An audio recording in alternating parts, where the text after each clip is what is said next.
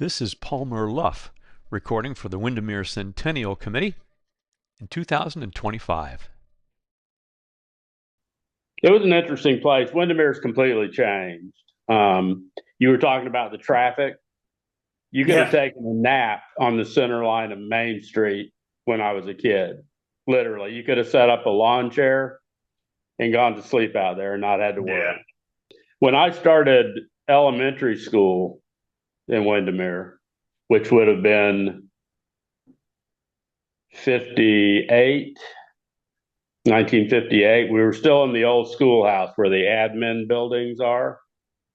And if I remember right, there was 11 kids in my first grade class. Okay. And it was that way up until about the third or fourth grade. The first big boom in Windermere, the first big population change was when they built Martin Marietta. And they built Lake Cane Hills and Lake Marcia area built up. And all those kids got zoned to Windermere School. And our class size went from 11 to 30 something in 1 year, which was a huge change. And up until then, we had known everybody, knew everybody. We were like family. And then all of a sudden, you had these strangers in your class, which we'd never had to deal with as kids before. We'd been together since our pre memories and kindergarten and daycare and that kind of thing. We were family. Um, but we adapted. School got different. My grades dropped some because you didn't have the personal attention that you had with those small classes. Anyway, made it through elementary school. Mrs. Seidner, Jessie Seidner, was the principal then, and she was also my first grade teacher.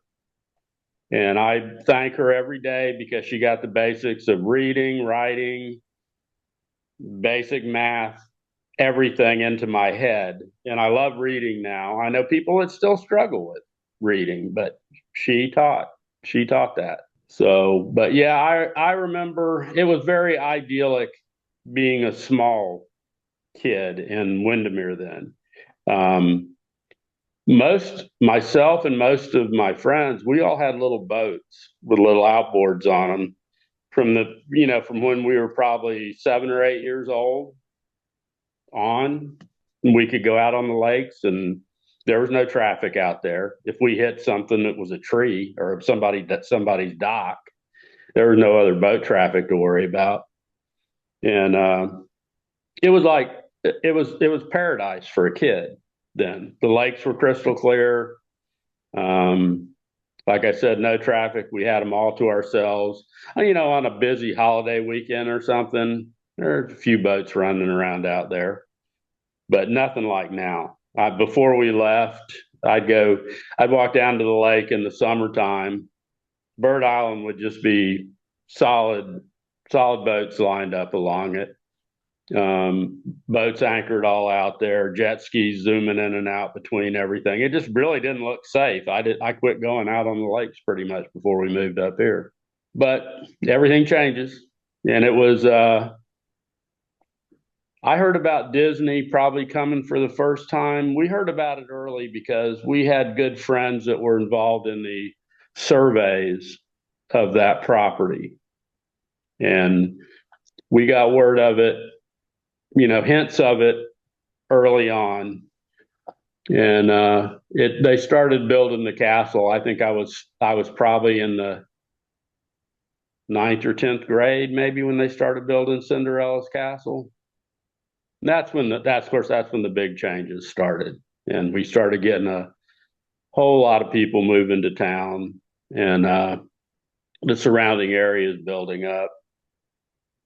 Still stayed pretty nice up until I'd say the 2000s is when, like you said, the Horizon West went. That was all the big grove owners to the west of us. When Islesworth was sold, the Chase property, um, that was a big change because a lot of the lakes had almost been like private lakes. There was no development around them, and once all that started happening, there was no place to go to isolate yourself, which I kind of like doing every once in a while.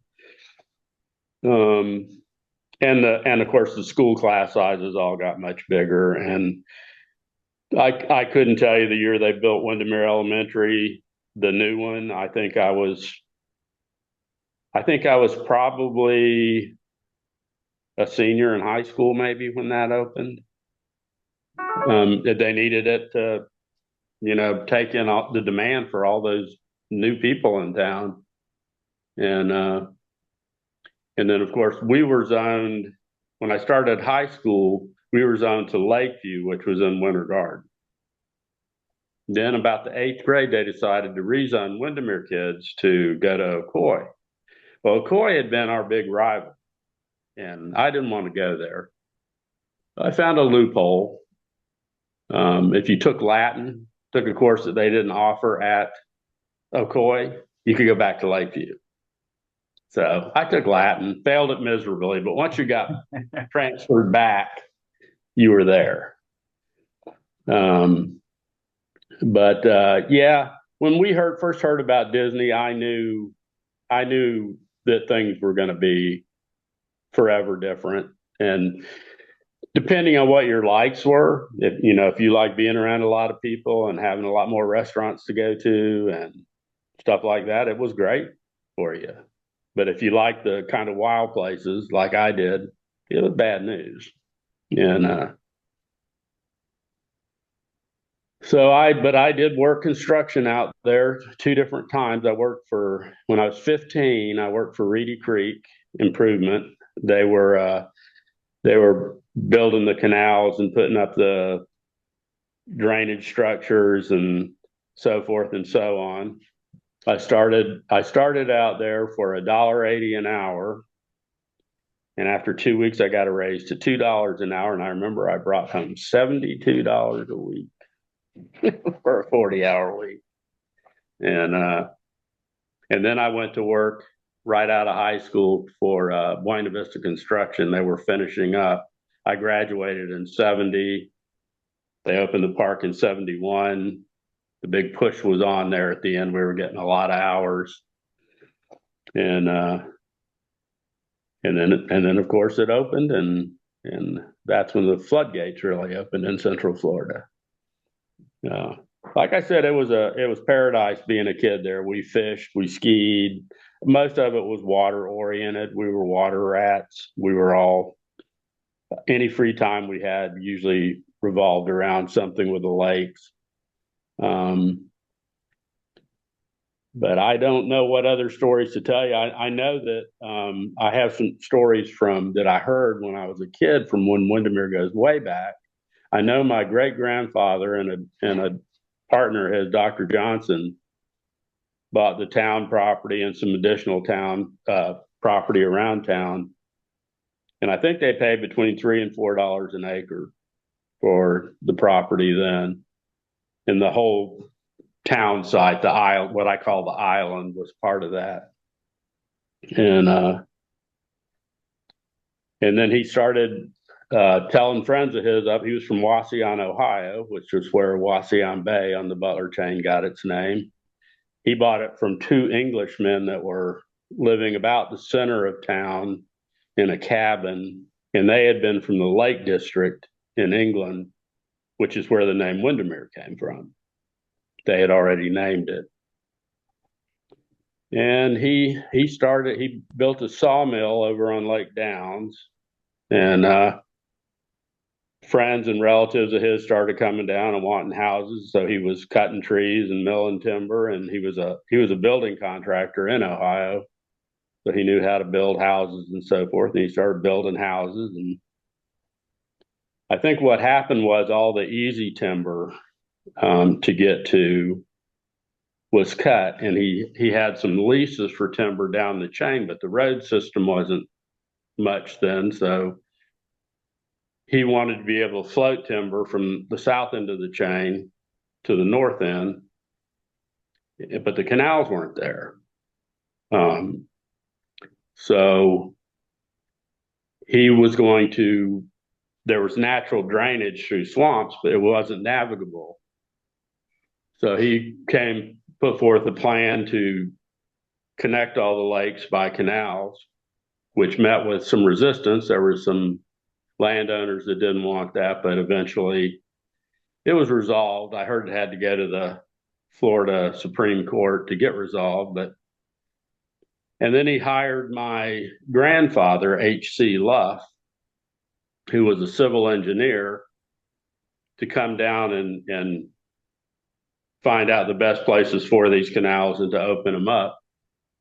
And from what I understand, with great environmental delicacy, they dynamited and dredged the canals through the swamp so he could float logs up to his mill on Lake Downs. And then H.C. Luff also stayed on to lay out the town of Windermere. He was the surveyor that laid out all the streets and lots and so forth. And he also stayed to marry Letha Luff, who was Cal Palmer, my great grandfather's daughter. And so that's where I come from eventually. But it was a totally different place. It was open range then. The city was more or less fenced off to keep cattle out, but they still got in. I know I was a surveyor also, and I know that I found one cattle gap coming into town where instead of having to open a gate to come in, you lay parallel pipes on the ground that cattle that won't walk over because their hose will go through. So you could just drive over them without having to get out of your buggy or your car, whatever you were in, to come across. So I know the town was fenced off at one time to keep the cattle out. Where was that cattle gap? Huh? Where was that cattle gap? Just curious, do you know? Yes, it was, and it's pretty easy to find. It was right at Ridgewood and Fifth Avenue. Ridgewood and the end of Fifth Avenue come together right at Sixth Avenue. I'm sorry, it's Sixth Avenue. And right in that little intersection there, if you take a metal detector in there, it'll blast your ears out when you hit it because it's pipes, it's big pipes laid parallel to the ground. And yeah, I found that one. There must have been one near each entry point to town for that, but that's the only one of them I've ever found. But apparently the cows could get in still, and my grandmother had a garden in the yard down by the lake, and apparently one of the wild cows got into her garden, and she had a rifle, and she was going to fire a warning shot over its head. Well, I guess it dropped enough that it hit the cow in the head and killed it. Well, that was a felony then to kill another man's cow, and it was branded or notched. They used ear notches or brands to mark the cows. So they had to get some help in there quick, and they dug a big hole in the yard and rolled the cow in it and covered him up, from what I understand. And that's one of the family stories I heard. Like I said, that was way before I was born, probably before my dad was born even. And then we moved into the modern era. When I was born, the first house I lived in was on 7th and Magnolia, the southeast corner. The last time I saw the little house was still there. It was a little house. And I lived there till I was about 4. And then I remember the house though. Our catty corner neighbor was Lou Neighbors. She worked in the post office. Her son John, I think John's still living in town, John Neighbor. Yeah. And but he was older than me. He was already pretty much grown and gone when I lived there. But I would run away to Lou's house all the time. Apparently, I really like Lou, and she gave me cookies and stuff. So I was constantly fleeing to her house. But then when I was 4, my great grandfather gave his house to my mom and dad and he moved in with my grandmother who lived, that was it, I think it's 305 Palm.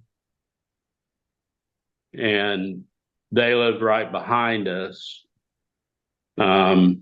And so my grandparents and my great grandfather and my grandparents lived right behind us, and we moved into my great grandfather's old house, which was on the lake.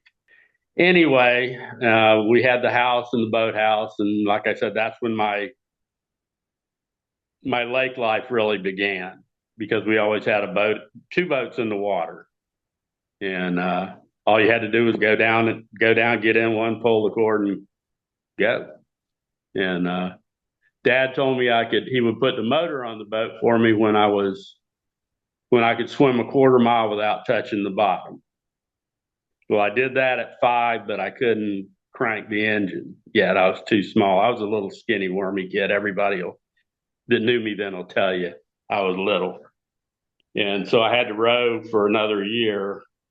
And then I got to where if I put both my feet up on the motor and yanked on the cord as hard as I could get a spark.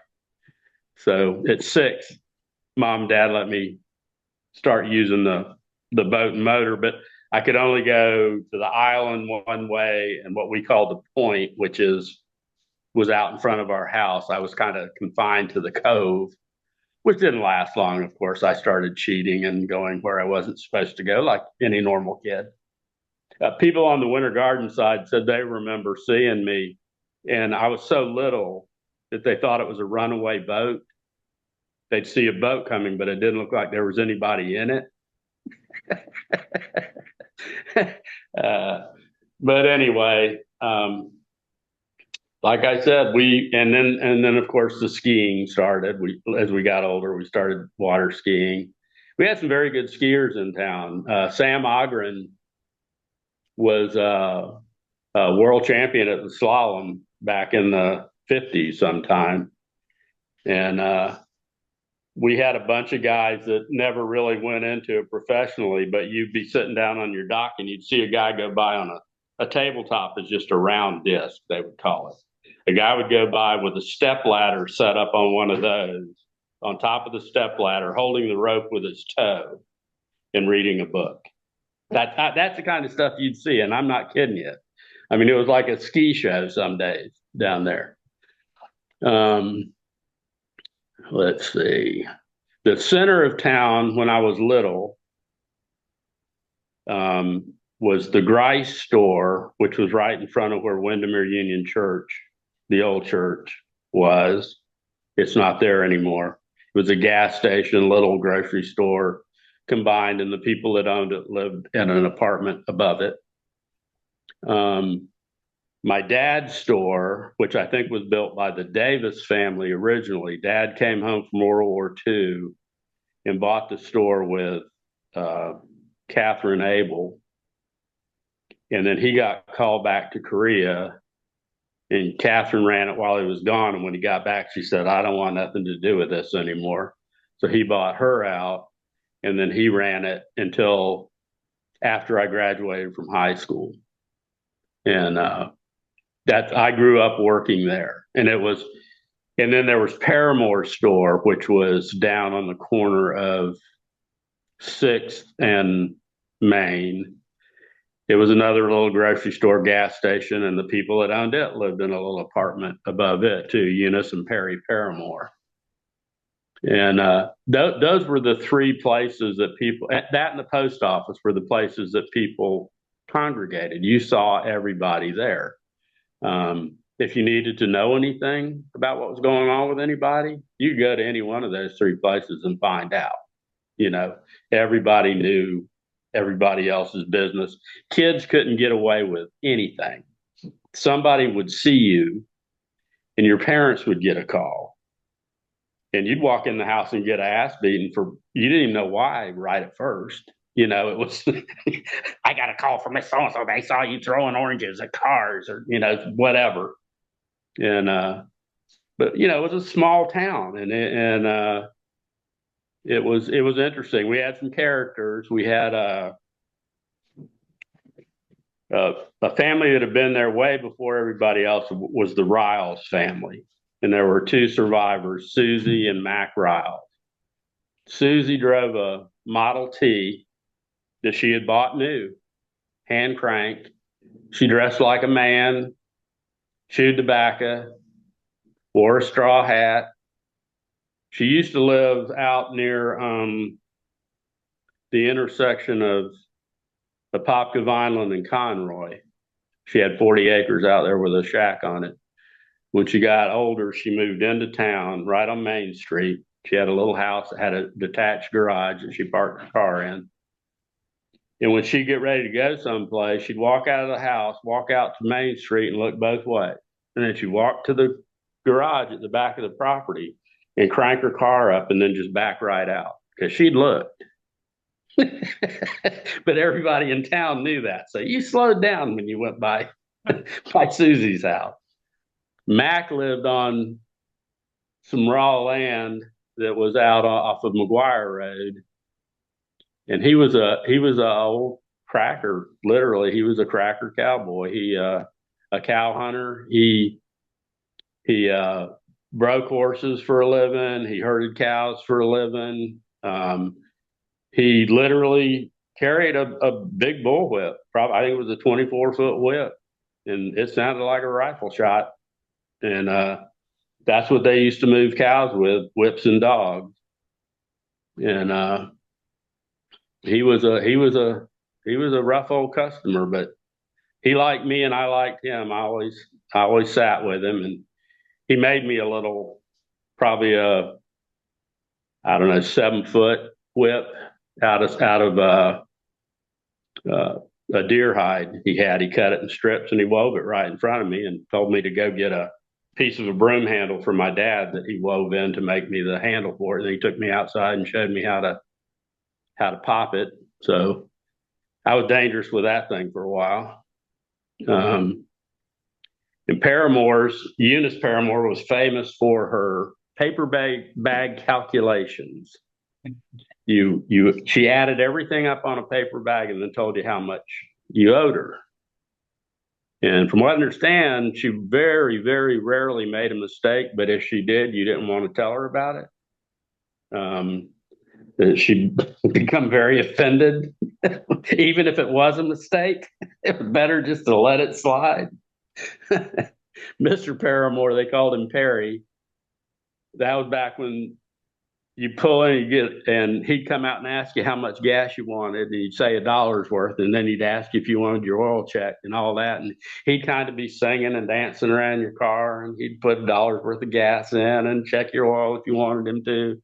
You could even say, "Hey, I think my front bright's a little low," and he'd check the air pressure and for a whole $1. And of course, that was 4 or 5 gallons of gas then. And then let's see. Oh, there was a little juke joint on the corner of Main and 6th where the old bank building is. I think it's Susie Carr Realty now. I'm not sure if it's still Susie Carr. They tore it down. Did they? In January because they're redeveloping the corner. I bet that was a job because there was a vault in that building. Oh, yeah. But there used to be a place called My Joe's Rainbow there. And it was, they had some pool tables and some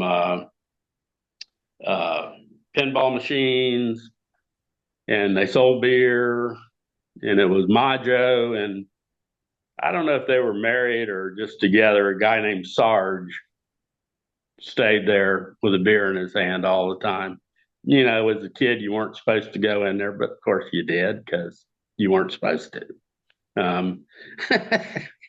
And that was pretty much the downtown area until they built the little Ready Market complex there, there's a restaurant there now, and the wine shop, I think, is in there too.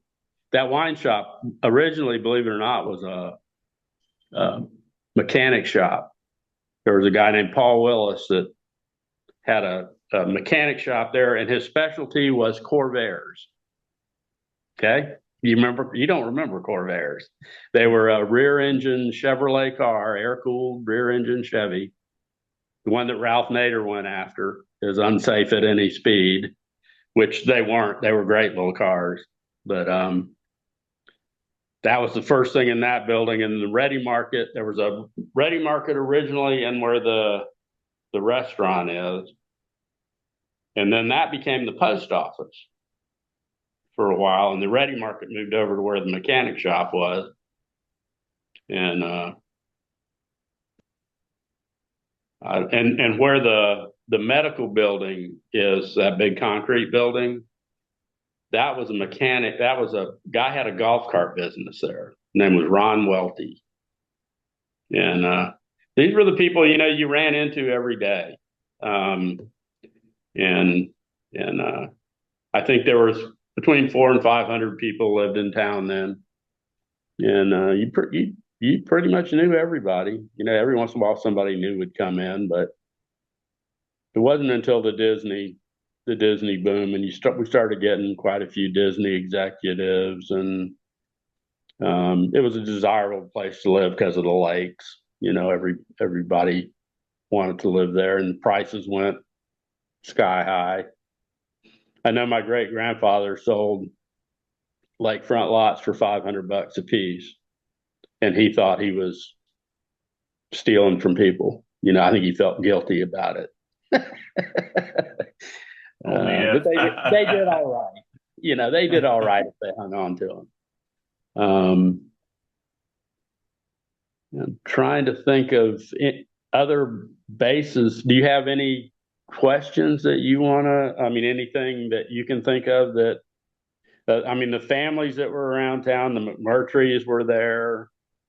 He had a real estate shop and a fruit packing place right on Main Street.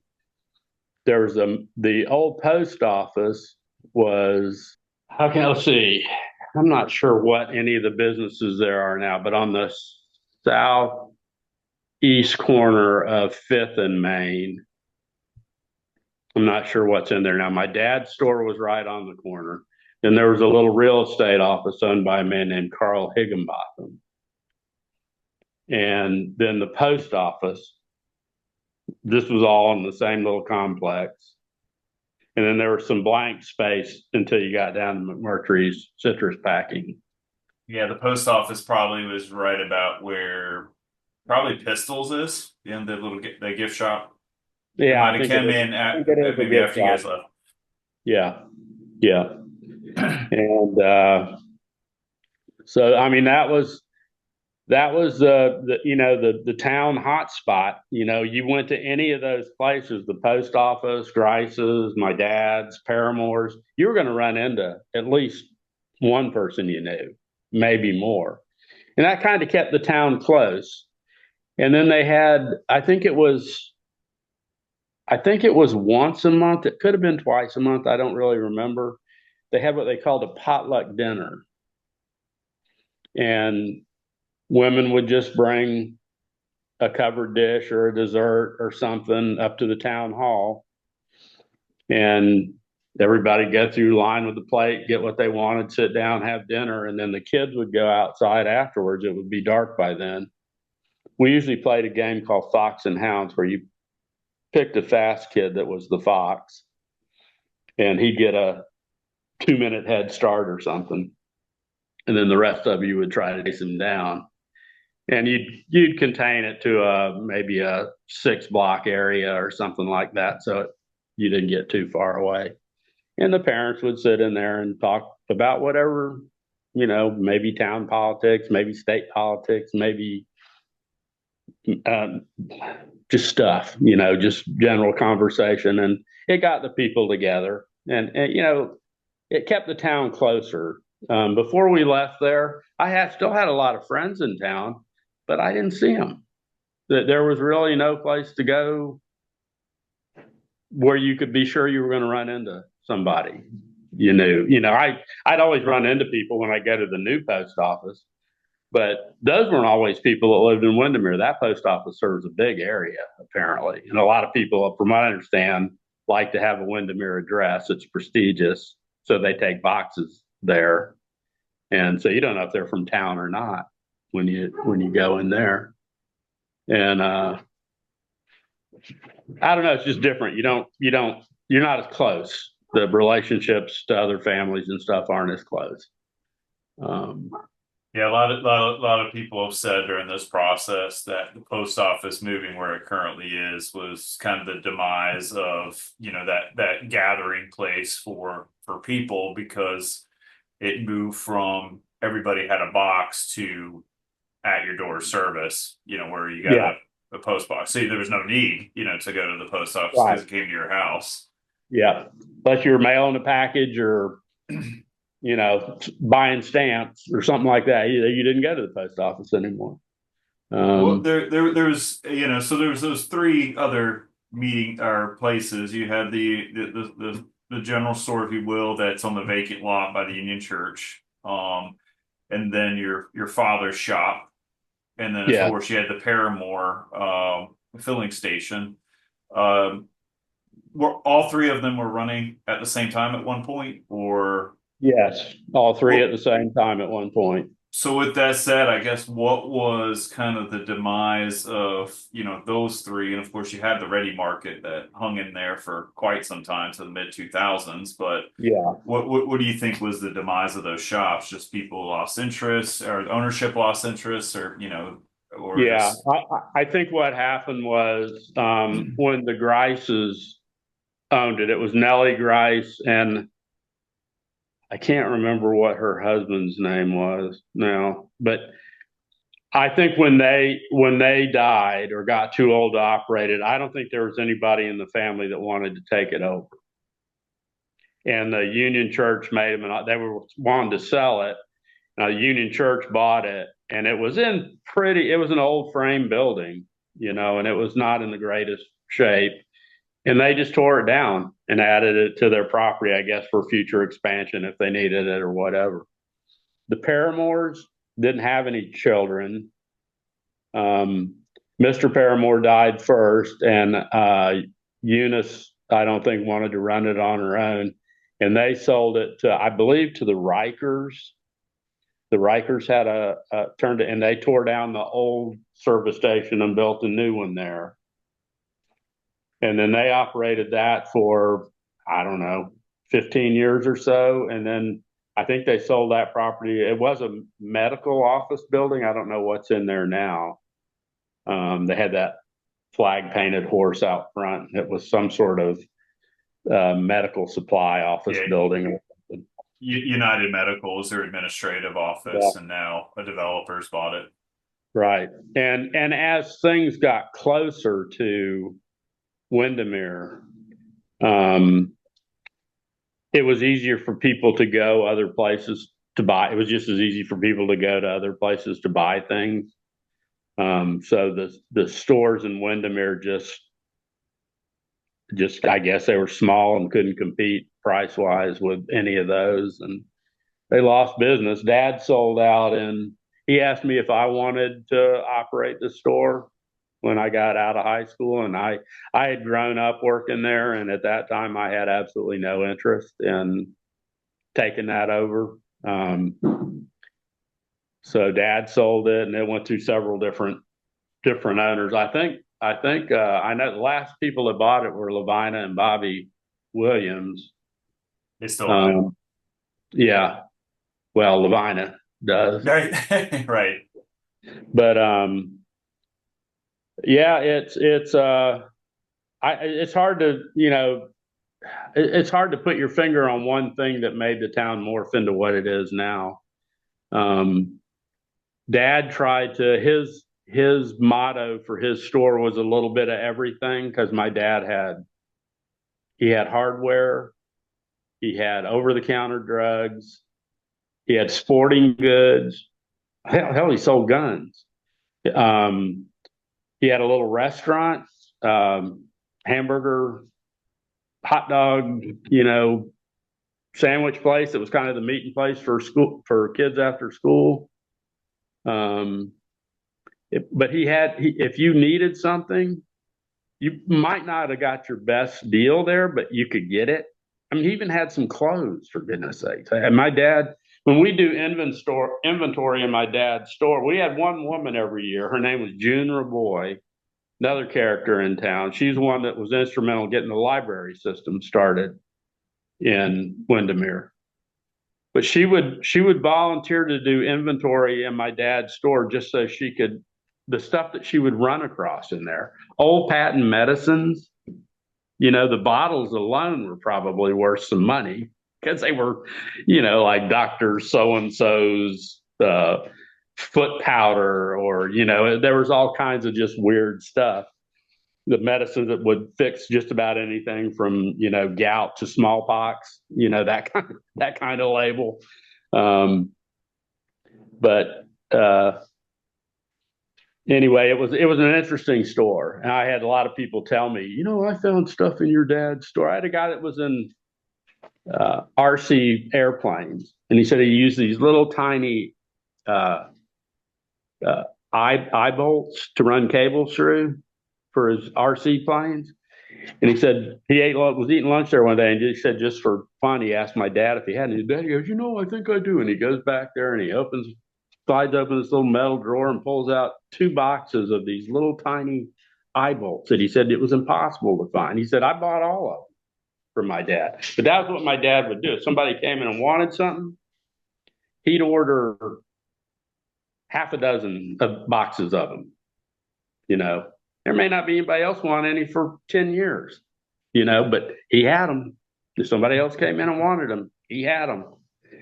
And, but yeah, it was an interesting place. It was an interesting place to grow up. Now, and Dad also sold a lot of fertilizer, and he rented a barn down in Isleworth from the Chases.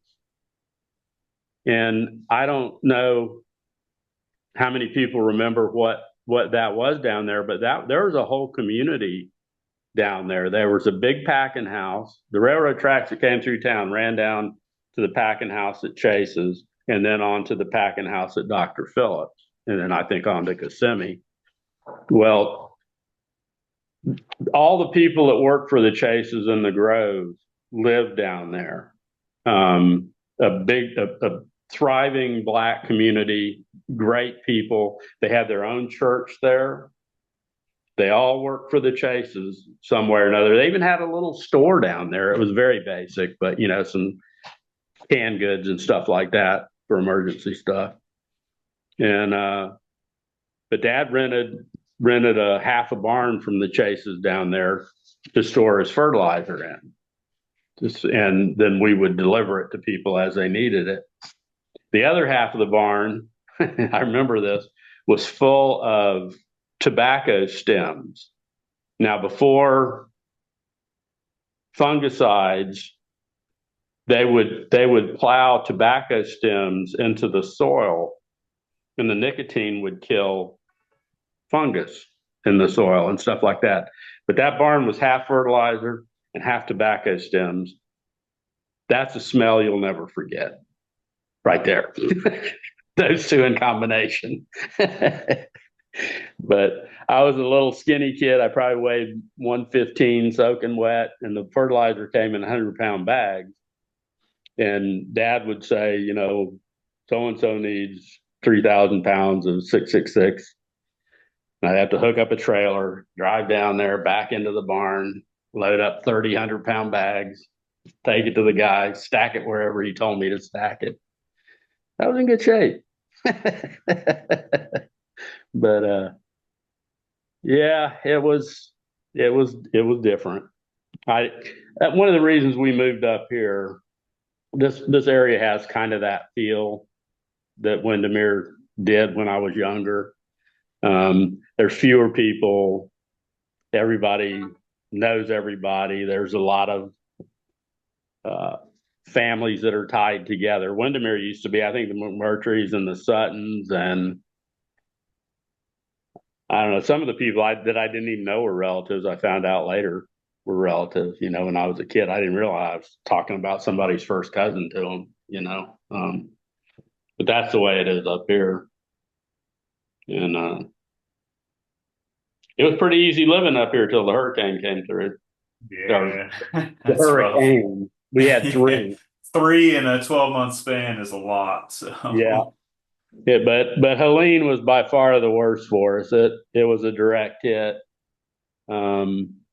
I think we have part of our farm is about 100 acres of old growth hardwoods, and I think we lost about 1,000 trees in there. Yeah, the deer are rerouting because of fallen trees. You know, we're seeing new travel ways through the woods and stuff. It'll probably be it'll probably be at least 10 years before it's kind of healed itself. I know the trains coming through town used to flatten a lot of pennies for me. You Yeah, know, those are and worth I some and it money. and I hear dogs too. I can't Yeah, it remember who I got was talking to. They said unfortunately there were some dogs that got lost in the tracks there. yeah, yeah. I was sitting in the back seat of my grandfather's car at my dad's store one day, and my best friend, who was John Marshall, Alice Marshall, used to run a little store there called Finders Keepers. That was there by town hall. That was my great grandfather's land office originally.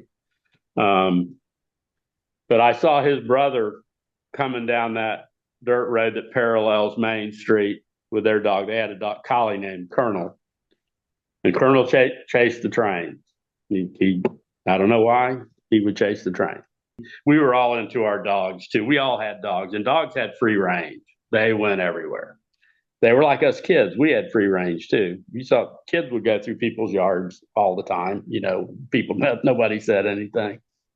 Um, and also Mac Riles would work the livestock down at the Silver Spurs Rodeo in Kissimmee every year. You'd see him every once in a while riding a green horse through town. Um, you know, it would be half bucking, half running. He'd have a cutting bit in its mouth, so there'd be blood coming out the corners of its mouth, and he'd just be running the crap out of it until it got so tired that it would do what he'd say. And that was his world. That was what was normal for him.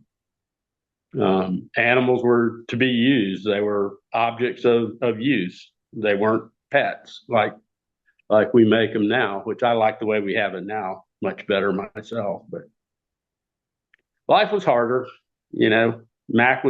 I don't know, Mac was probably born in the 1860s or 70s sometime, you know, and Florida was a rough place back then. It was a lot rougher we didn't have AC when I was a kid till I was in junior high.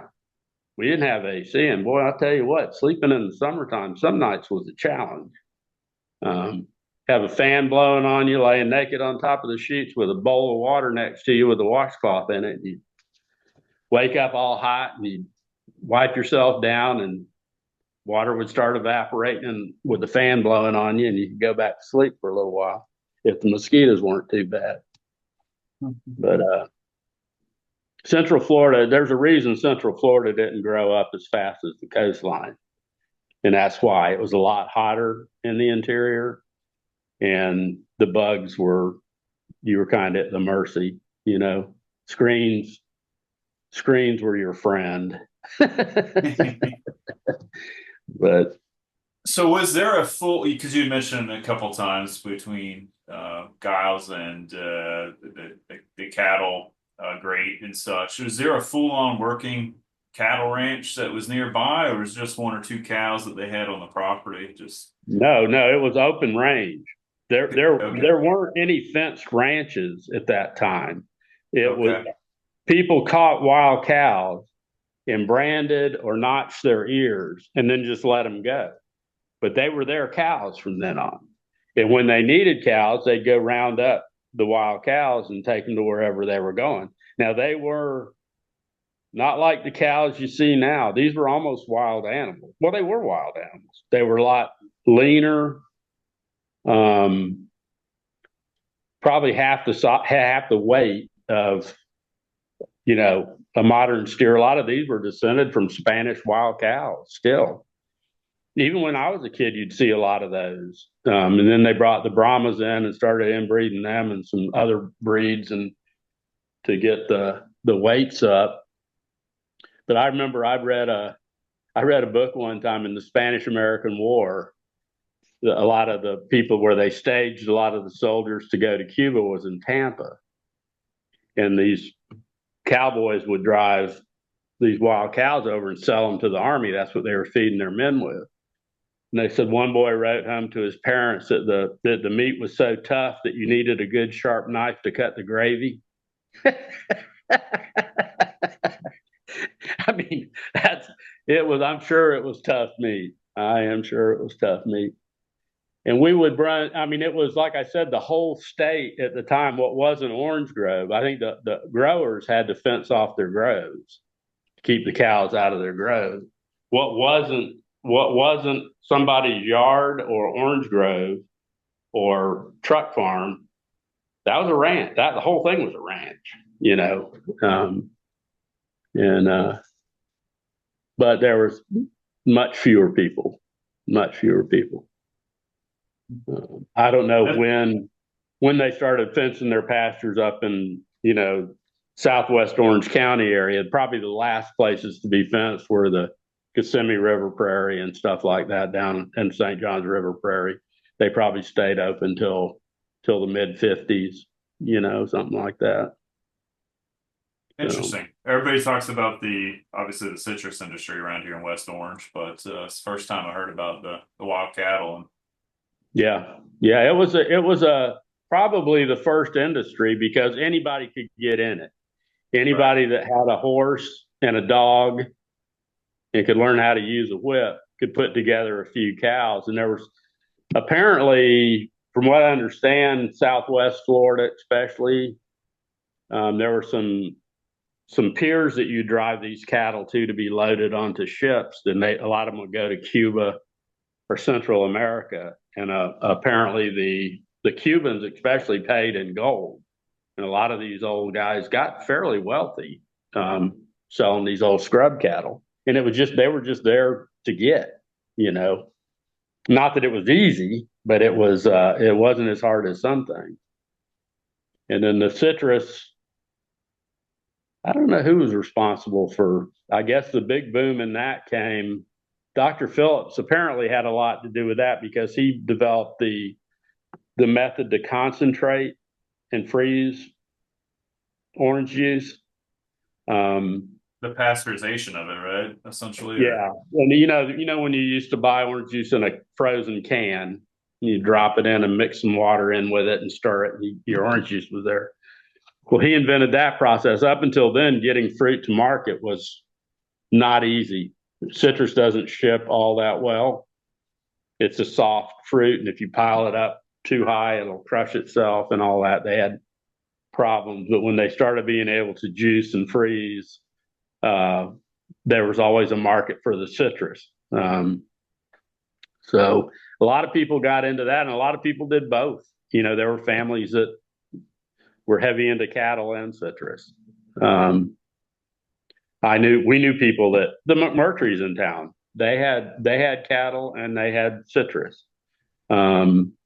My dad, him and his brother bought some blocks of land in town that him and his brother would hand grub out the palmettos and get the stumps out and everything. And they planted little patches of grove. Used to be you drive around Windermere, there was a lot of blocks that were just little orange groves. And Dad never had a big grove. City block was probably as big a piece as he ever had. And but he sold those off later and did okay too. It's a totally different world. I still have a lot of friends down there, and there's wonderful people in town. Well, we lived next door to Judy and George Pelker when that's where our house was.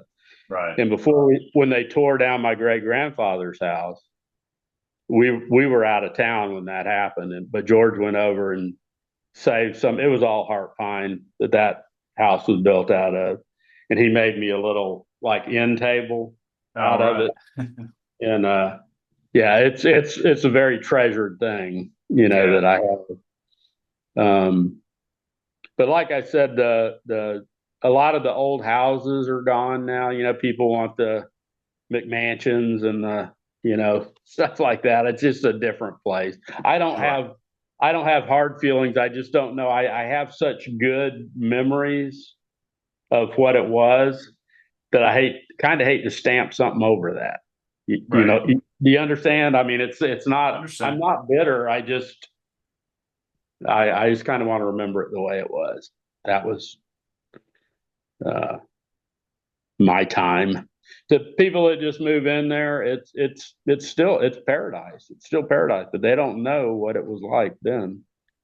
Yeah, Uh, and I'm sure from my personal account, I've been there since 2007. Of course, there's a lot of change even since that time because the Ready Market was still there when I was first coming to Windermere.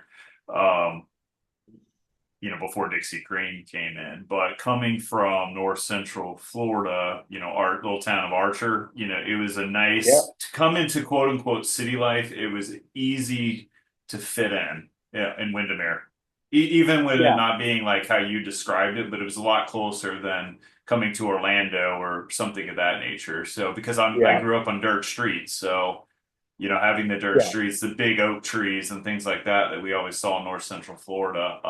yeah, It was about the closest thing to it.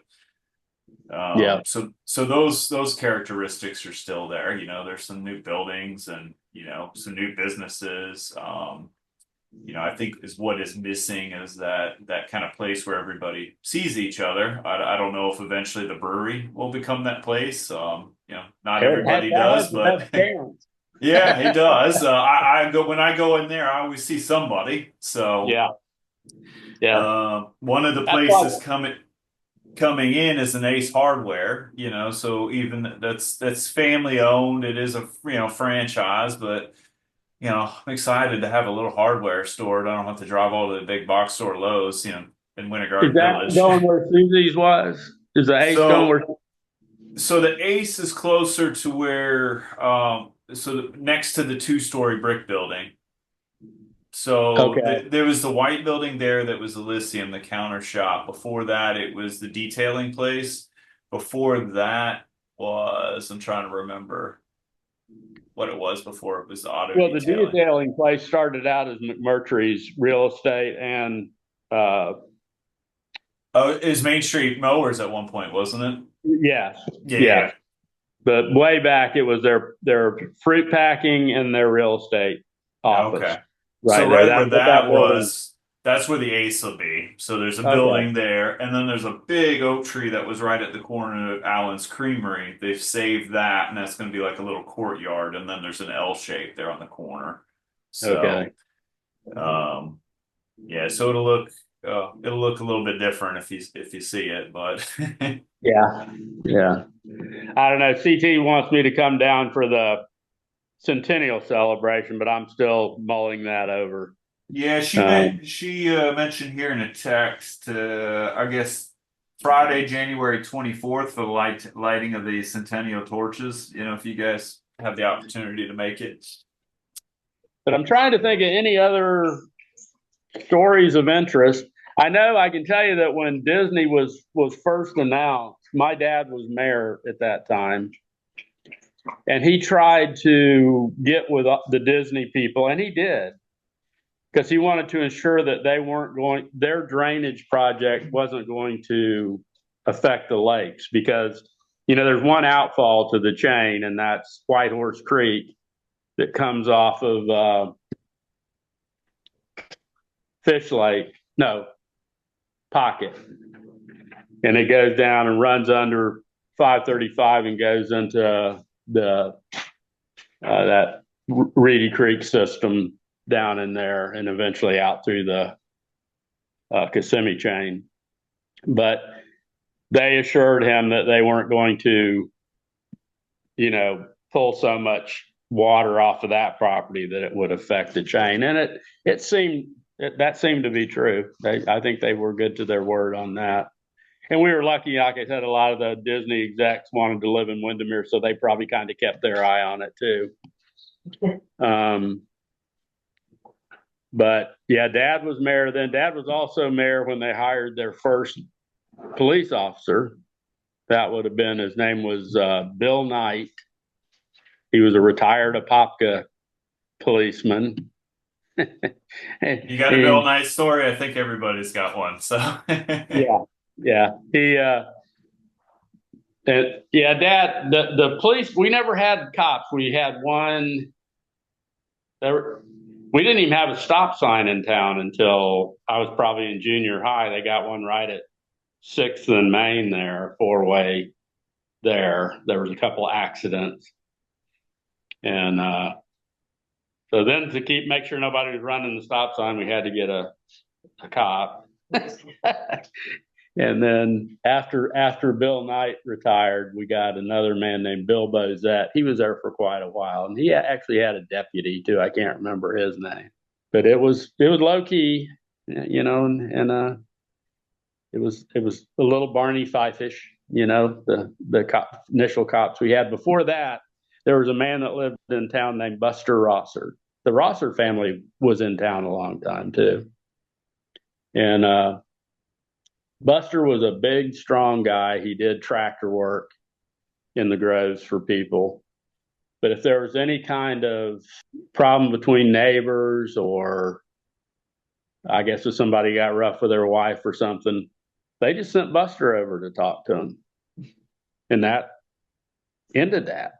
He was pretty good at making peace, and that was the unofficial. I think they might have even called him a constable for a while. They might have given him a title as constable, but he had very few duties in that. Do it again, like I had to do. You mentioned John Neighbors. His dad was one of the Untouchables, one of Elliot Ness's accountants. That's how Lou ended up in Windermere. Was they were sending those guys' families as far away from Chicago, hiding them more or less from the mob. And so they sent Lou and John down here, and she got a job in the post office. She was like the number 2 person in the post office. And that's the story I always heard. Then John can give you more detail on that, but I know it had something. Yeah, I know it had something to do with Elliot Ness and the Capone thing, where they were trying to put Capone in jail. Well, like I said, my dad came home from the hospital to Windermere. That would have been in 21. And then he moved away for a while. He went to high school down in Miami Beach because his dad got some work down there. And my grandmother, his mom, I know she went to Stetson for a while. I think she spent most of her childhood in Windermere too. And I mean, you were in the sticks then. I think a lot of people at that time, I think they took the train to Kissimmee to shop rather than trying to drive into Orlando, because the roads, there just wasn't really much of a road system. When I was a kid, when we went to Orlando, we went down Old Winter Garden Road into downtown, because Conroy Road went up to Turkey Lake. Then from there on, it was dirt and Kirkman wasn't there. So did that get built after Lockheed came in, I guess, and that's where those connections came. When Martin Marietta came in, they built Martin Marietta, to service that. Right. So yeah, it was. Your travel patterns were different. I remember when they paved that all the way through and put Kirkman in, and you'd either go straight ahead or you could go down and go up 33rd Street. My dad and my grandfather would get in arguments over which way was the quickest way to go to Orlando.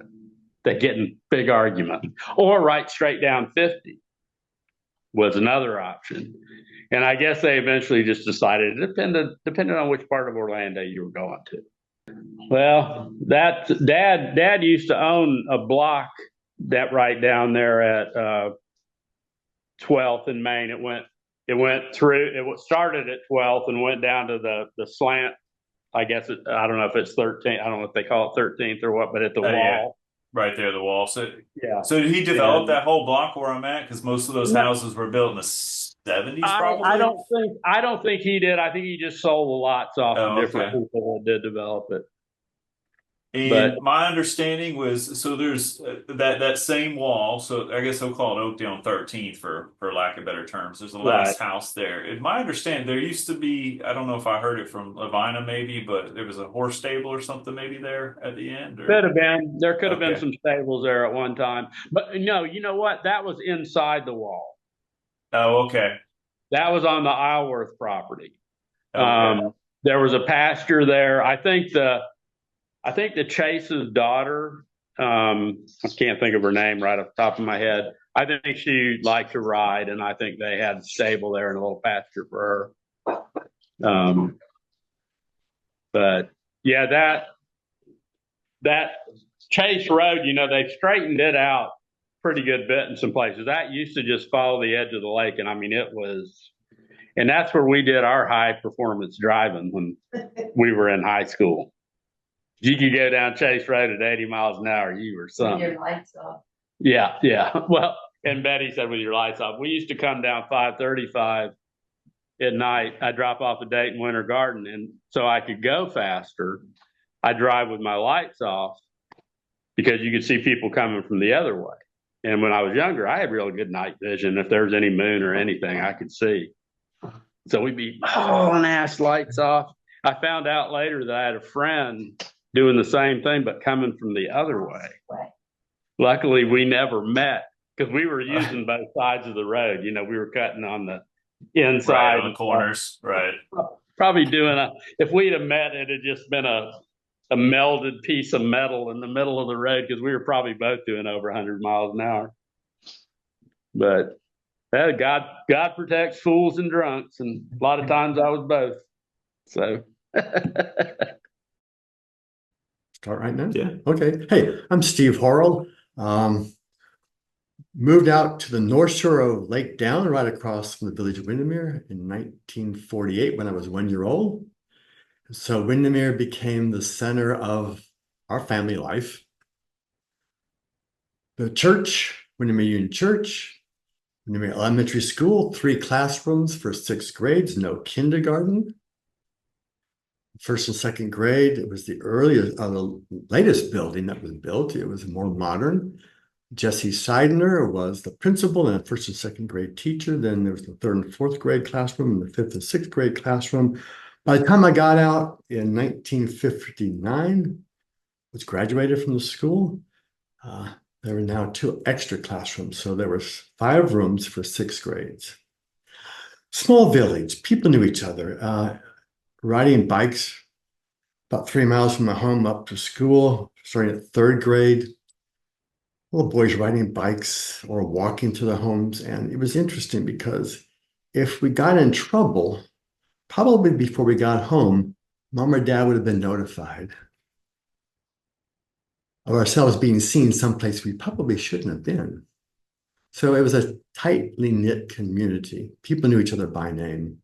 And it was Roger Seidner, a longtime pastor of Windermere Union Church, once said, it was like Camelot. Not perfect, but an ideal place to live. Surrounded by the lakes, not a lot of traffic from outside the community going through it. So the community centered around the school. School mornings began with everyone gathering outside around the flagpole. Pledge of allegiance to the flag, singing, "My country, 'tis of thee, sweet land of liberty, of thee I sing." And then we go to our classrooms. After a brief prayer, in the classrooms would be a 10 Commandments on the wall and the Lord's Prayer on the wall. And it was just a great place to be. Recess for half an hour or so outside, running around. Occasionally new clay would be put on the playground. When it got wet, it was very slippery. You're always advised to be careful. My first encounter with really cold weather was in 5th grade when the temperatures outside were 20-something degrees and the heating system did not keep up. We were allowed to actually sit over the heat vents along the edge of the room, trying to get some heat. And then if I remember correctly, one of the days was canceled because it was just so cold. I also remember once coming to school and riding my bike and parking it outside. And there was an icicle hanging from a water faucet that had been dripping. Icicle was probably about 1.5 feet long. I was just so impressed as a kid who grew up here. The center of the town was the church, Windermere Union Church. Just typical church activities. And people gathered together. The church composed of Congregationalists and some free-thinking Baptists and Methodists and Presbyterians and some Episcopalians who didn't have an Episcopal church nearby. So it was this mix of people, and it was a gathering of everyone together in the main worship area to begin Sunday school and singing of hymns. And my dad was one of the song leaders, and Jim Kernahan was another song leader. And just this great sense of knowing each other and community. The other center of church, community life was the town hall. Still next door, about to be remodeled, I guess, somewhat. It had a monthly potluck. It's also the town hall, but it's also called the Civic Club. So there's a monthly potluck of community people and people who are not involved in the church, but they'd also come to the potluck. And it's a great sense of fellowship. Every Halloween, mostly, there were activities in the town hall. And some kind of adults made the best effort to do it as best they could. Behind the stage in the kitchen, there were some places you go. As kids, we go in there blindfolded. There'd be different things in upstairs and attic area. And then you reach into a pot, and these are eyeballs. There were peeled grapes. And then these are intestines. It was just wet spaghetti and all these things. But it was just fun, not scary, but just fun, building community. The Civic Club, the town hall, also hosted plays, community plays that involved many, many people who are probably they're in the church, town history, absolutely in the town history book that Carl Patterson put together. My mother directed the plays. She wrote one play that was produced here. But again, it brought people together of mixed, diverse backgrounds. Because Windermere was made up of people who were very poor and some who were extremely rich. And the plays and the potlucks brought people together. There were 2 stores selling gas. Corner of Main Street and 6th was Paramore's. Had a couple of gas pumps there. Paramore's lived upstairs, but downstairs was a little grocery store kind of a place. Perry and Eunice Paramore ran that place, and people would go in, and this is kind of a little village where the shopkeepers, where it was Paramore's, or the other one, you could have a line of credit. And we could put it on the tab, and Eunice Paramore would pull out a little pad of paper and she'd write down what was owed by the customer. Very friendly. A real treat for me and some other kids in town was to go there and get a cold drink, bottled cold drink like Pepsi or Coke or other things, root beer. And those drinks were in a cooler that was filled with cold water, and all the bottles hung on little racks. And so you'd pull them down and put your money in and it'll lift the bottle out. It was such an exciting thing as like a 3rd grader or a 4th grader to do those things. So there's Paramore's, little grocery store downstairs. They lived upstairs, and 2 gas pumps. Then somewhere in the middle 1950s, they built a lift for oil changes to the side of the building. And by the time I got a 6th grade, I think by then, the Paramore's had built a little structure next to their store in their home that had 2 service bays. And Perry got into changing tires and fixing flat tires and oil changes inside there, where there was shelter from the storms. The other place that sold gasoline was right behind, on Main Street here, but behind Windermere Union Church, Grice's. They sold Gulf gasoline. Paramore's sold Standard Oil gasoline. Again, downstairs was a little grocery store. Upstairs was living quarters. Susan Morcom and I were the same age, and in the summer in spring, we would go and harvest mulberries and take them to Mrs. Grice's store, and she would buy them from us. Little pint containers or quart containers of mulberries, which are very fragile fruits. And she would pay us like 10 or 15 cents, and then she'd turn around and sell them for 25 cents maybe, so people can make jams or pies. But again, the sense of just knowing you walk in the door, and as children, we'd be called by name. Called by name. Up Main Street, outside the town limits, was Alworth. Chase Groves had a packing plant up there, and Windermere was surrounded by orange groves. And up there was a tiny little store and a little church. And there was some communication between Windermere Union Church and some fellowship things with that little church up there, which was mostly the African American community. Windermere Union Church had a large bell outside with a wheel that you rock back and forth to ring the bell. I mean, the wheel was probably 6 feet across, or 5 feet, 6 feet. And if you were big enough and responsible enough, you could be invited to go out there between Sunday school and worship and ring the bell. And I remember I got to be where I was old enough to do it, but I didn't weigh enough to actually could stand on the spokes of this big wheel and try to get that bell to move. But a couple of times some older kids would come along and say, "Here, I'll help you, Steve." And so the privilege of ringing that bell. And that bell was given to the church up there in Isleworth at the Chase packing plant for their citrus. Characters in Windermere. There were some real characters in Windermere. One of my most favorite memories is a woman named Susie Riles.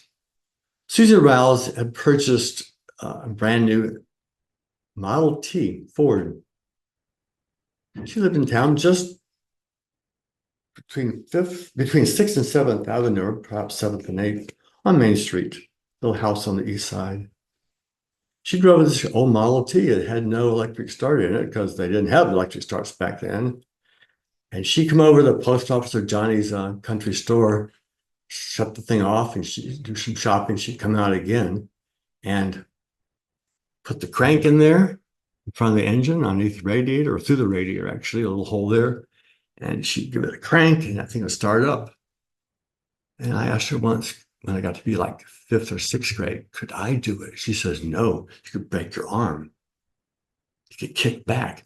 But I was fascinated to watch her stick that crank in there and pull it, crank it, and that thing would fire up. Sometimes it wouldn't. She'd have to go into the steering wheel and adjust the spark and the fuel lever to get it so it would start. Then one day, people kept saying, "You should sell it." Ford dealership in Orlando kept offering to buy it. Ford Motor Company offered to buy it because it was an original. She bought it off the factory floor, basically, and was running it all those years. And one day she showed up with her arm in a cast because she had broken her arm when it kicked back. And after that, she finally consented to have an electric start put in, but it kind of depressed her because she and I would talk on occasion. She was just like, "I didn't want to do this, but I realized I need to because I'm getting too old. It's too dangerous." She had a brother named Mac Riles. Now, Mac lived out of town in a bunch of palm meadows, a little place over there. And he was a character also. And Mac was an old-fashioned Florida cracker. And he could crack a whip. And I and a couple of friends occasionally go up and visit him. A little scary character in some ways, because a little intimidating, scruffy beard and appearance, and tough talking. Susie was so gentle and safe feeling, but Mac was a little bit, I'm not so sure about him. I remember once going with King Ducharme, Frosty Ducharme, and we went up there and started talking to him. He says, "Let me show you what I do in my whip." So he has this long bull whip, and he's flipping branches off of trees and leaves off the trees. And he says, "Hey, I can snap a cigarette out of your mouth." Well, I was afraid, but Frosty was willing to do it. So Mac Riles gives him the cigarette unlit. He says, "Hold in your lips, stand, don't move." I stood there at a distance and watched Mac Riles go. took the end of the cigarette off, not the whole cigarette out of his mouth, just the tip of the cigarette, took it right off. Then he looks at me and says, okay, let me see if I can do something with you. Just stand still. So I'm going to wrap this whip around you. And I thought, oh my gosh, I need to be brave. Because Frosty was brave with the cigarette thing. I just stood there. He popped that whip. I thought, my gosh, this could hurt me so much. And that thing wrapped around me like 3 times, as gently as could be. He was an expert with a whip, just astoundingly expert. But 2 real characters that I remember kind of formed my childhood memories. There was a local physician named Dr. John Scanlon. He had a practice in Winter Garden. But back in the 1950s, and again, we moved here in 1948 when I was 1 year old. So Dr. John Scanlon became the family doctor. And he would make house calls. I remember him coming to our house once or twice with his doctor's bag, just like you see in the movies or television. And he'd open it up and pull out that hypodermic and he'd be like, uh-oh, this is not good news. I mentioned Johnny's Country Store. It was the corner of 5th and Main Street. All-purpose store. He sold hardware items, whole selection of Sherwin-Williams paints, wheelbarrows, lawnmowers, sundries, some clothing items, healthcare things, shampoos and soaps and aspirin, all those things. And then one side of the store was a little cafe kind of area, a bar with some stools and some booths and some tables.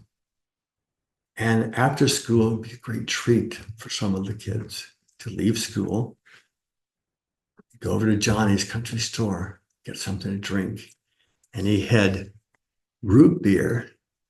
He'd pour into root beer frozen mugs with handles. It was 5 cents for a small one and 10 cents for a big one. And if you wanted to scoop up vanilla ice cream, it was another total of 25 cents. Some of us would go there, like save up our allowances and go there and want a root beer. So whoever was working there would reach in this freezer and pull out this frosted mug. And then root beer would be made, a scoop of ice cream. And virtually every afternoon between 3 and 3:30, Johnny Luff's wife would come in, sit at the booth, the same booth every day, drink a 6.5 ounce glass bottle of Coca-Cola with a straw and smoke 1 cigarette. Just sit there. It was as guaranteed as the sun coming up, almost. Again, these good memories, good memories, good memories. This community was so strong in its life together.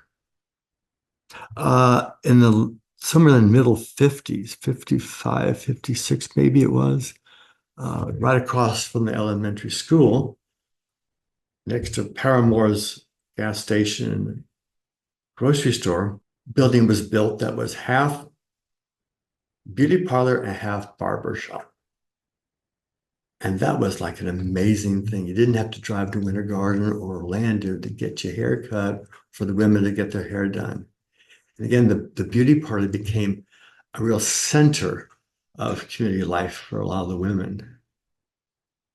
And it was run by people who lived here. They lived over there on Wasion Bay. So you could just walk by and look in the window and be like, hey, Stevie, ideal place to live? No, because there were mosquitoes and hot summers. But hot summers were alleviated so much because we're surrounded by lakes. And there were some of us who lived on the lakes, in the water. And if we had access to boats, we're out there boating. Wonderful place to live. Absolutely ideal. Feel free to ask me any questions. There's just different aspects you brought. Like one, I didn't know there was plays that were done on the stage there. Is that why the stage was initially built, or what? Do you know why the stage was there? Yeah. No. Because I know some people went to school inside there at one point. Mhm. But is that one of the, did you go to school in one of the rooms there? Okay. No, when There might have been a renovation or something maybe here. uh, there were the two additions, small rooms connected to the main building, which became for a while the offices for the town. Right. And those were used for other purposes. I don't know where the town ever had an official office. Before, maybe that's why those additions were put there. They had flat roofs. There was a fireplace in the town hall, and once or twice on a really cold event, somebody light a fire in that fireplace. I was amazed by that. The plays, the stage was there as early as I remember. Again, my earliest memory might go back to when I was 5 years old. Before that, memories basically fade. Plays were like once a year, every other year. I mean, it wasn't an annual thing, but the people involved had a wonderful time. There were 4 families that played bridge every weekend, rotated from the house to house, the 4 weekends of the month rather. And a lot of those people were part of the plays, but other people were parts of the plays as well. And so the golf gas station, I didn't realize there was 2 filling stations. So that was the corner of Fifth, and so where the vacant lot is now behind the Union Church. Yeah, Is that where it yeah, was? yeah, Okay, because yeah, there's yeah, a general yeah, store yeah, there yeah. in a filling station. That's interesting. 2-story wooden building Okay. with a metal roof. There's a shed out back with a metal roof. The backside was kind of encased in Turk's caps, which is a native flower plant, and wooden walkway into the building. These places had no air conditioning, so in the summer really hot. Windermere Union Church, I'll confess a sin I committed with with Mike David. The Davids moved here somewhere when I was in elementary school, and Windermere Union Church built an education addition to it, and it had oak floors that were like, so there's a big room and the small classrooms off the big room. And Mike David and I would hang around and ride around town and explore things. And we discovered that the door to the new Sunday school wing was unlocked. Discovered it was unlocked several times. We discovered it's unlocked. And so we would go there and explore around, and this shiny floor. And one of us had the brilliant idea of taking our shoes off. Wide open room, probably 40 feet long. And we would just run and then slide on our socks, thinking if we get caught, oh dear, we never got caught, but we decided we better stop doing it. There's a next to the town hall, there was a shuffleboard court, Windermere Shuffleboard Club. Little building still there. It was an antique store for many years that Mrs. Marshall ran. There were shuffleboard courts outside, and there was a tennis court built by my cousin who built tennis courts around the world. He lived over in Winter Park. He built a tennis court there that was used a lot right next to the town hall, between the town hall and Fifth Street. Then there were 2 shuffleboard lanes, or maybe 3. We would have these PTA, the parent teacher organization, would put on a Halloween carnival fundraising thing, and there was always a cake walk, and people would donate cakes, and then music would be played, and there were chairs there, and so music played, and you walk around and around and around and around, and the chair would be removed, and the music would stop, and you sit down. Anybody who was standing had to be dismissed. So the last person to get a chair would then have their choice, their cake to take home. I have clear memories of that. Graduation of 6th grade took place in the town hall. And the movie The Bridge Over the River Kwai was a big thing that year. And its famous tune, People Whistling. And so all of us supposedly wearing the same pants, khaki pants and khaki shirts, shorts and khaki shirts, we were to walk in whistling the tunes of Bridge Over the River Kwai. I clearly remember that event, walking in, and all the parents were like, oh. And we walked in, and we walked up on the stage and sat there. That was 6th grade graduation. Well, I'm back to one of those small rooms, that the flat roofs, the town hall. When the vaccines came out for smallpox, and then later for polio, going over there. I remember going over there for the smallpox vaccine, and there was a retired medical doctor from the military who lived in town, and my mind is failing me right now to remember his name. But he sat there for hours giving the smallpox vaccines, and he wore this headband, old-fashioned headband, with a light, and then he could turn it down over his eye with a magnifying glass in it so he could look up really close. And I was so impressed with that. You can see the same picture in one of the famous paintings by, yeah, my mind was blank. So anyway, that was a memory there. And getting that liquid poured on my arm, little vial of it, and then the needle poking. So the building was used for many purposes. There was 4th of July, the west side of Lake Butler, a lot of camps are owned by rich people from Winter Garden. And they had money, they would put on a fireworks display. And some people in Windermere would get in their boats and go down to Lake Butler and then watch the fireworks 4th of July evening. That was always exciting. Yeah. Cruising the chain of lakes, swimming, water skiing. Bobby Kernahan and I often went water skiing if we had money to buy gasoline. And I remember skiing over alligators in Lake Butler and thinking, if I fell, even though they go underneath the water, when I'm approaching them on a slalom ski, but I think if I fell, it could be dangerous. But memories like that, stupid things, looking back, nevertheless fun things. Windermere is a great place to grow up. For me, it's sad to see so many houses that were built in the teens or 20s or 30s or 40s or 50s or 60s being torn down, these huge monstrous things put up with 8 or 10 foot setback from the one next door. And it's sad to see old Windermere disappearing. I'm glad that a lot of Windermere is being retained, which reminds me, diagonally across from the school and across the street from Paramore's at that corner of Main and 6th was a little building that was purchased by a man named husband and wife, Mary and John. I don't remember their last names, but they opened up a little facility there that sold soups and sandwiches, things like that. And they put in pinball machines, 2 or 3 pinball machines, which kind of like the Music Man. There's billiards in town, pool table. Well, some of the parents were like, "Oh my gosh, pinball machines in Windermere!" I mean, really, it was a bit of a stir. Pinball machines. Some of the older kids would go in there, and some of the younger kids would go in there and watch them play pinball. The place is called Ma Joe's, M-A-R-Y, Ma, and John J-O. It was called Ma Joe's, and all the parents in town looked down upon it as kind of like not the most one of the better places for their kids to be. John and Mary were wonderful to the kids, safe people. They would serve most anybody who came through the door food. Commercial places played a key role in this town. It's for me, it's sad to see so many things torn down.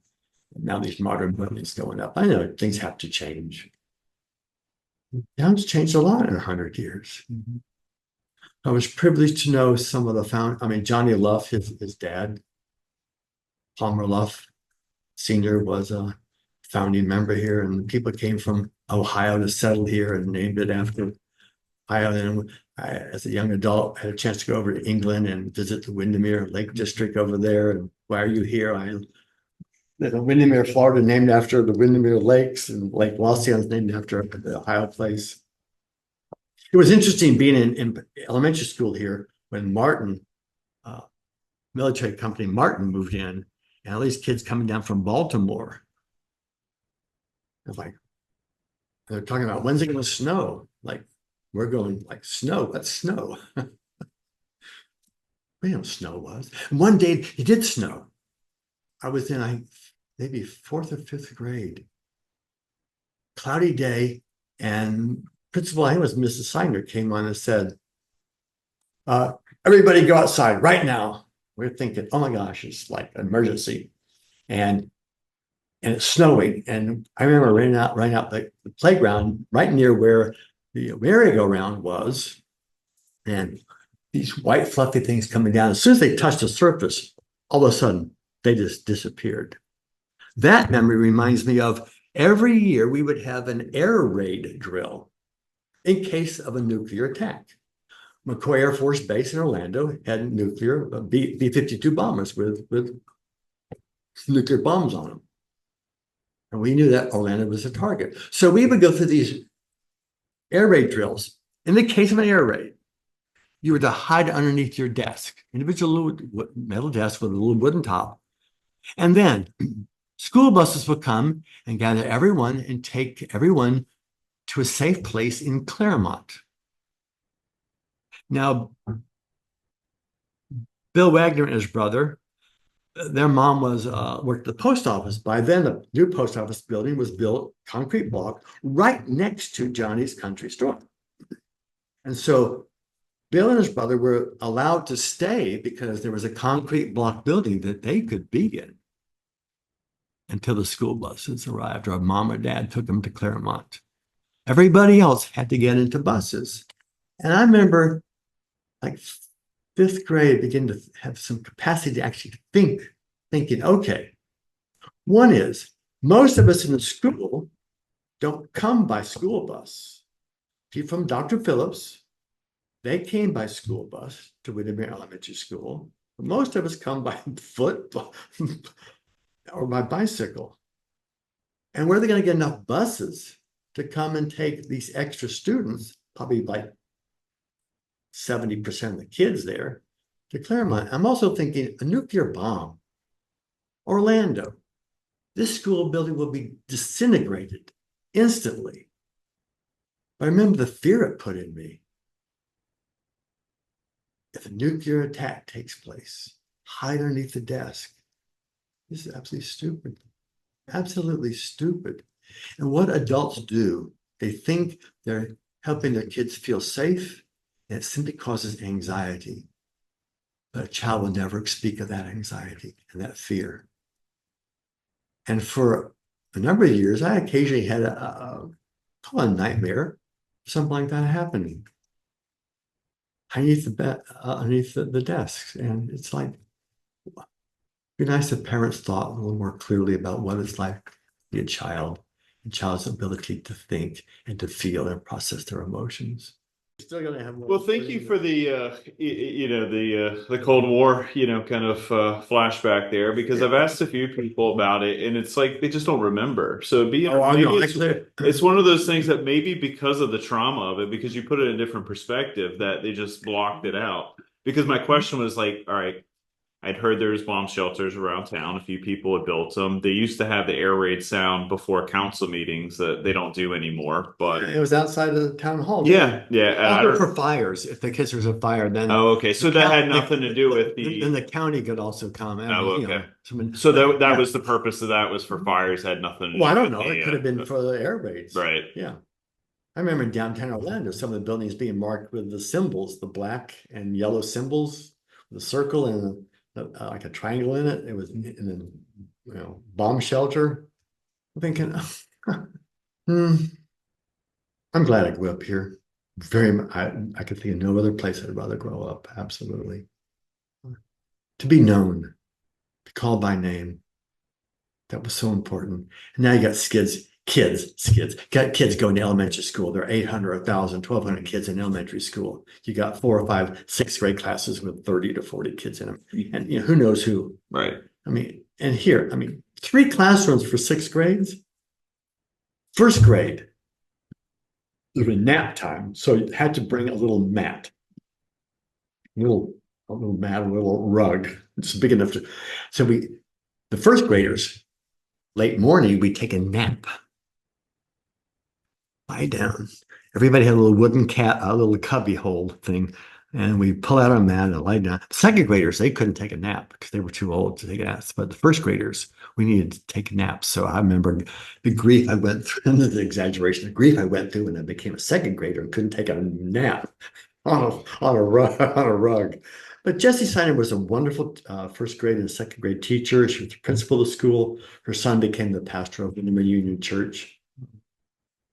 Clarice Seidner, her mom and dad had a house just outside of Windermere. House is still there. The Jernigans, and they were pioneers who settled. And I remember stopping by their house once in a while, and I'm like, they are so old. Just across the street, right where Main Street, and then what's called Park Ridge Gotha, which is misnamed. Park Ridge is at the end of Hempel Avenue at the corner of Old Winter Garden Road, but somebody in the wisdom renamed the road that connects Windermere and Gotha. But anyway, right across from the Jernigans pretty much was the Halverson's house. Mrs. Halverson was from Sweden, and so was her husband. They talked very much with a Swedish accent and red hair. And as she got older, it still was red hair with white roots. But she was this classical, stereotypical dressed, long cotton dresses and plump woman, and just this delightful smile. Delightful smile. But good living here. Really, really good. Really good. Good place to live. Good place to live. My name is Mary Friend Howard. My parents were Edward E. Fisher and Mary Fisher. We lived on the corner of 4th and Magnolia in the house that is now still standing also. I had a brother, Ernest, also. I'm proud on my mother's heritage side to be able to say that I come from the Jernigan, who, if anybody knows Orlando history, settled Orlando in 1843. I was fortunate to be able to go to kindergarten here, and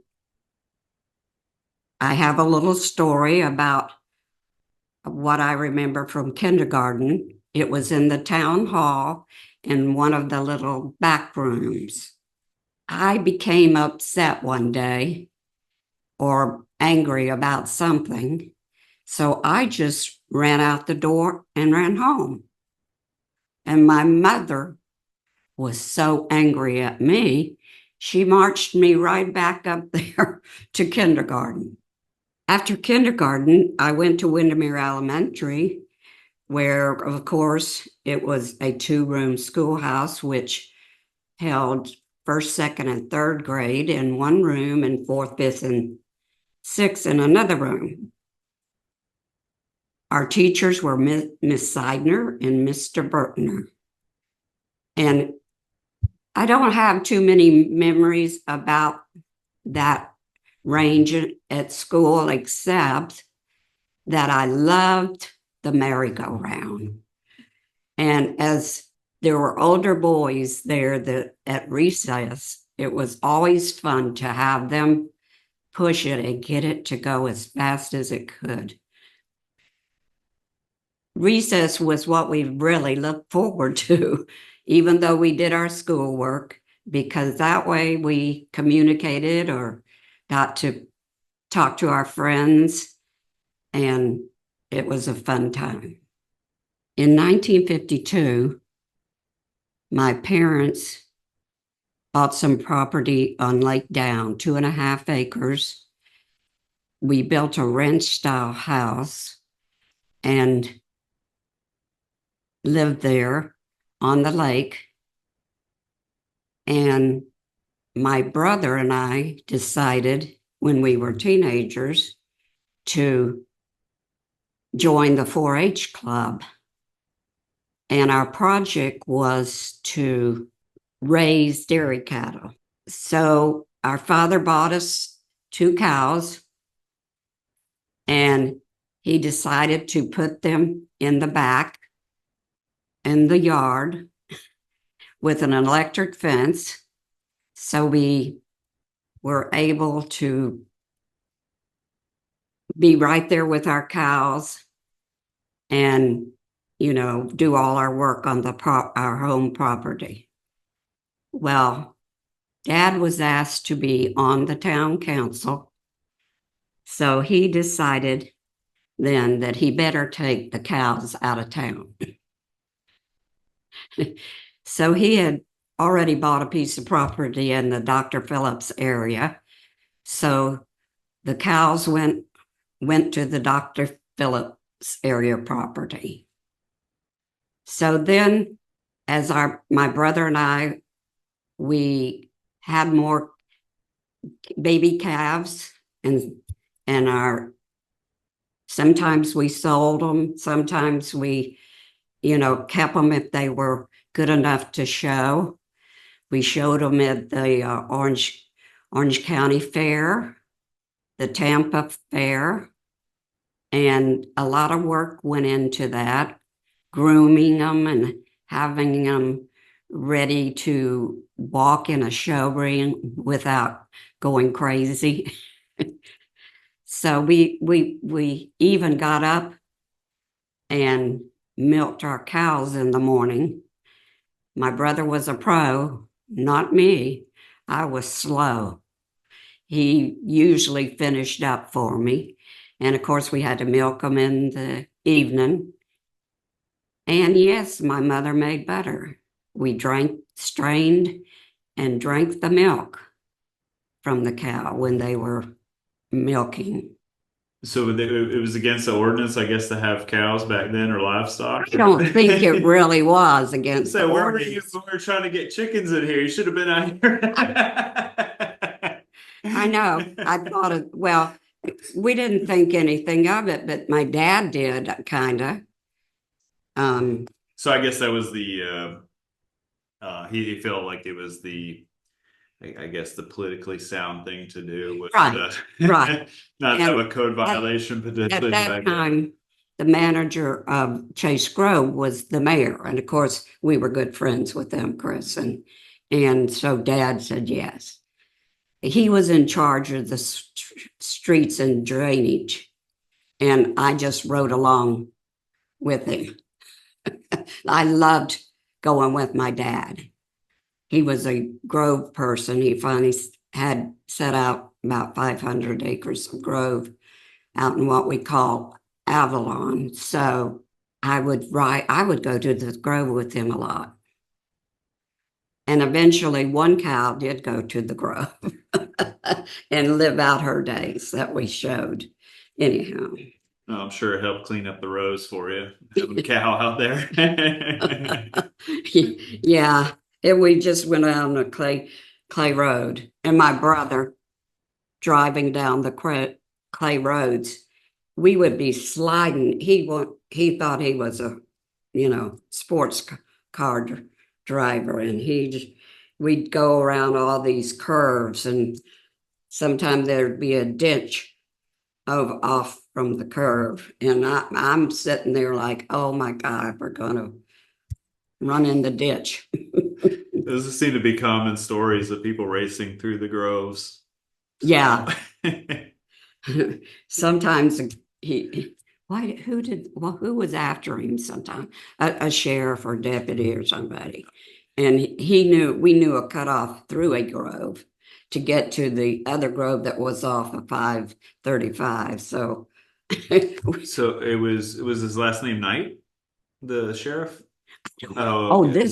Chris, I'm 81 years old. Well, I feel bad for this sheriff because I've heard several stories, at least the one here in town. The police Mr. officer, Knight. Mr. Knight, yeah, of the teenagers running, their cars through, and then he would chase, and then he'd get stuck, and then they would just wave to him, and your own Barney Fife, I guess. Yes. One of the things I didn't tell earlier about this piece of property my dad had at the Dr.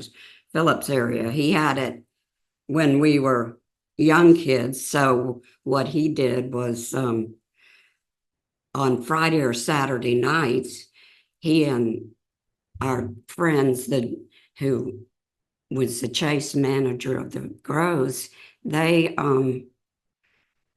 would get in their Jeeps and they would take us kids down through that woodsy piece. All it was woods, and just take us, we'd have big spotlights and we would look for wild animals like a bobcat or a fox or maybe even a gopher or something. So anyhow, that was our big entertainment on Friday or Saturday night. The other thing, because I tried to think of things that other people wouldn't talk about or remember, maybe our square dancing that we did. We had a caller that lived here in Windermere, and his name was Mr. Johnson, and he taught us to square dance. And one night a week, well, sometimes not every week, but we would gather at town hall and he would teach us to square dance. And I remember going on several trips to little communities like Windermere, where maybe they were trying to start a square dance group of adults, and we would perform for them. So that was a good thing that we thought was really fun. Oh, the teenage boys always had this thing for a couple of years where they raced down the chain of lakes and to see who had the fastest boat. Well, my brother got out of it one year, probably went off to college. And then I decided, since we had a fast boat, that I would drive the boat. I had a little co-driver who was about 3 years younger than me, but we all lived on the lakes, knew how to switch the gas tank. We don't have big gas tanks like they do nowadays. But anyhow, we were going, we all started off going, we got down to the end of the chain and we started back and we were quite ahead of everybody. But in Lake Butler, just as we're getting near the end, my gas tank starts spittering, the engine starts spittering and sputtering. So I tell Mike he was supposed to pump it up and change. Well, he pumped it so much we flooded it out.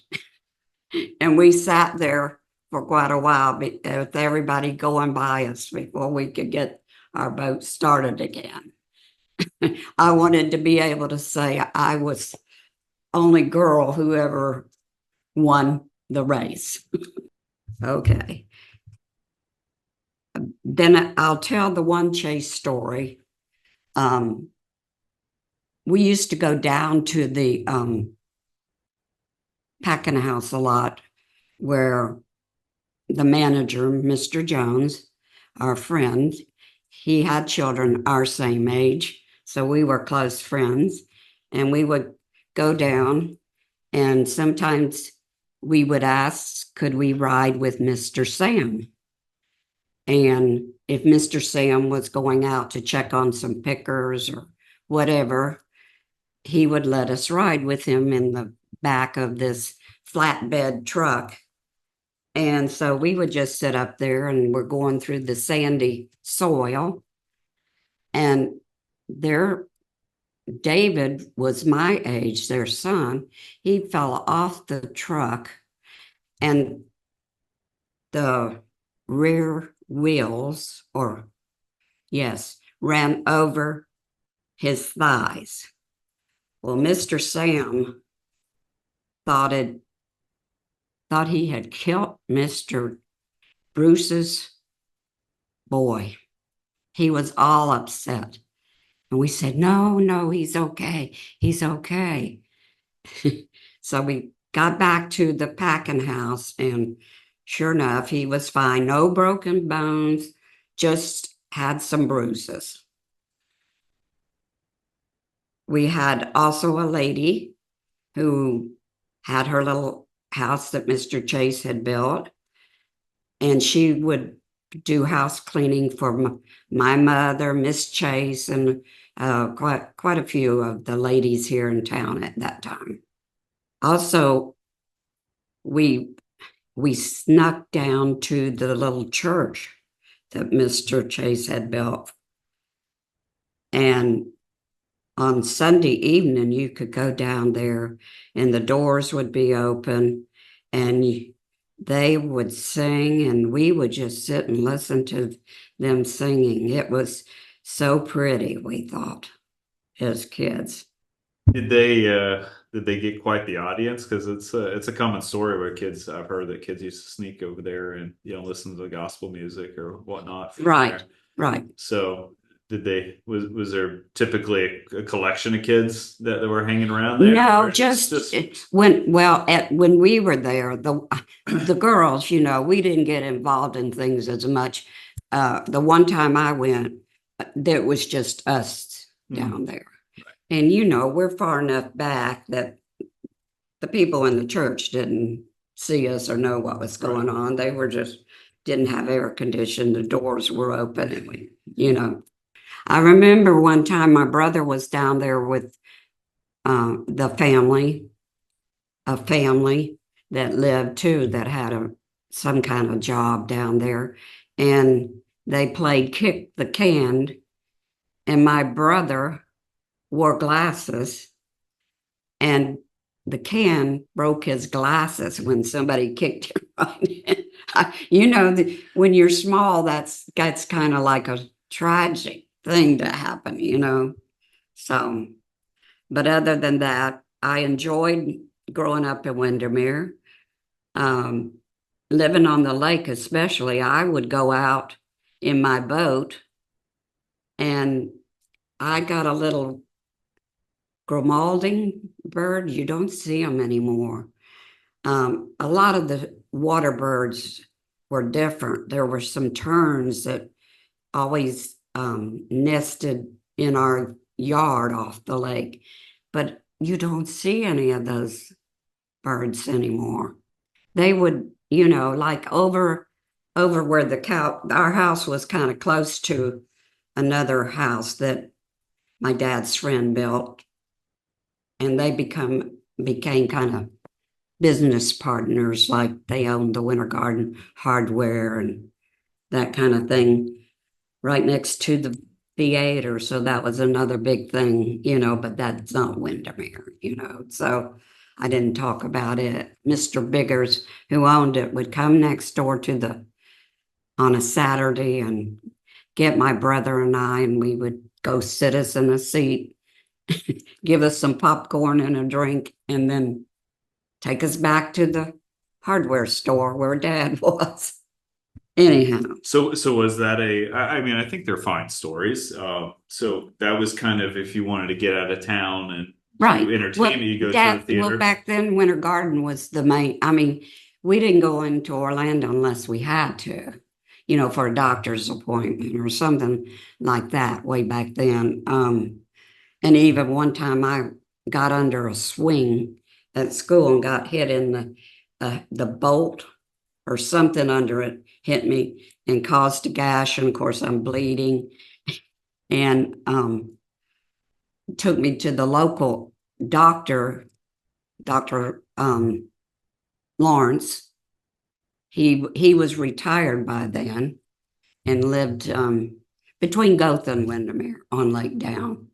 And one time his daughter and I swam from my house to her house, which I'm at 2nd Avenue, and you run into my son's house now, but then I'm next door. From there to the north end of the lake, we could have been grabbed maybe by an alligator. But the lakes were all pristine then. So, and that's why we just lived there. I learned to ski. Skiing was the big thing back then. So, on the lake. And fishing, I had relatives that lived in Gotha. So They would come, we'd go speck fishing, and then we'd have a big fish fry. Or is there anything like community wise that? Well, my parents too were close to the Paramours who owned the gas station, the little store. And we would, go there to get a Coke or whatever, ride our bikes all over town. I think everybody did that just about when we got old enough. And, I remember, it's the one that where the Ready Market is now. Yes, I remember going in there. And my dad kept a post office box in Gotha forever. So some of his siblings stayed in Gotha. Most of the men, all the men. The ladies, some moved like to Delray Beach or somewhere, and Grandpa on my dad's side was the minister of the little church still in Gotha. He came as a mission pastor, and then he met my grandmother. She was in a boarding school in Tampa because her parents owned a plantation in the Bahamas. And we think they were Tories, is why they left U.S. and went to there. So that's kind of my background. I love my grandpa. All these pictures with us and the family. My arm is around his leg. But other than that, here in Windermere, we were our parents, you might say, kind of saw that we didn't get in trouble. And we knew, Eunice and Perry so good, Paramore, that we knew if they saw anything, they'd be telling our parents. So we tried not to get in trouble. And the worst thing I think I did, and my friend she was 2 years younger, there was a lot here in town that was orange grove, but it did have a boarding house on it at one time, right up the street from 4th and Magnolia, and on Main Street. And we would pick some of the grapefruit, I think it was, and roll it down the hill when the car came, so it'd be under the wheel and smash.